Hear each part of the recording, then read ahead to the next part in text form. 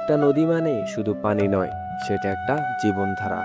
একটা নদী শুকিয়ে গেলে শুধু পানি হারায় না, হারায় সংস্কৃতি, জীবন এবং ইতিহাস। তিতাস ছিল এমনই এক নদী, যেটার বুকের জল একসময় বাঁচিয়ে রেখেছিল হাজারো পরিবার। আজ সেই নদী অনেকাংশেই হারিয়ে যেতে বসেছে। চলুন শুনি এক নদীর ধীরে ধীরে নিঃশেষ হয়ে যাওয়ার গল্প। তিতাস নদীর জন্ম ভারতের ত্রিপুরা রাজ্যে। সেখান থেকে বাংলাদেশে প্রবেশ করে ব্রাহ্মণবাড়িয়া জেলায় এবং পরে গিয়ে মিশে গিয়েছে মেঘনা নদীতে। এই নদী কেন্দ্র করেই গড়ে উঠেছিল জেলেদের এক অনন্য সংস্কৃতি, যেটা ফুটে উঠেছে অদ্বৈত মূল্যবর্মণের বিখ্যাত উপন্যাস তিতাস একটি নদীর নামে। তিতাসের তীরে গড়ে উঠেছিল শত শত গ্রামের জীবন।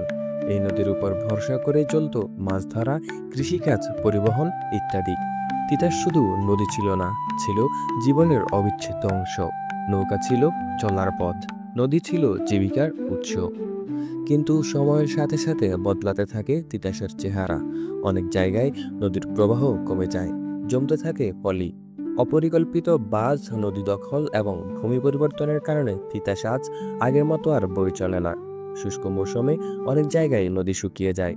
যেখানে আগে চলতো নৌকা, সেখানে এখন দেখা যায় ফাটল ধরা মাটি। তিতাসের প্রবাহ কমে যাওয়ায় সরাসরি ক্ষতিগ্রস্ত হয়েছে স্থানীয় জনগণ। জেলে সম্প্রদায়ের অনেক পরিবার এখন আর আগের মতো মাছ পায় না। অনেকেই পেশা বদল করতে বাধ্য হয়েছে। নদী শুকিয়ে যাওয়ার সাথে সাথে হারিয়ে যাচ্ছে একটি অঞ্চলভিত্তিক সংস্কৃতিও। তবে এখনও সব শেষ হয়ে যায়নি। বিশেষজ্ঞরা বলছেন, সঠিক ড্রেজিং, প্রবাহ বজায় রাখা এবং দখল রোধের মাধ্যমে তিতাস নদীর অনেকাংশেই আবার প্রাণ ফেরানো সম্ভব। সরকারি প্রকল্প ও স্থানীয় সচেতনতাই পারে এই নদীকে নতুন জীবন দিতে। আমরা যদি এখনই সচেতন না হই, তবে আরও অনেক তিতাস এভাবেই হারিয়ে যাবে। আপনি কি জানতেন তিতাস নদীর এমন দুরবস্থার কথা? কমেন্টে লিখুন আপনার মতামত। ভিডিওটি ভালো লাগলে লাইক দিন এবং সাবস্ক্রাইব করুন সূত্রান্তর।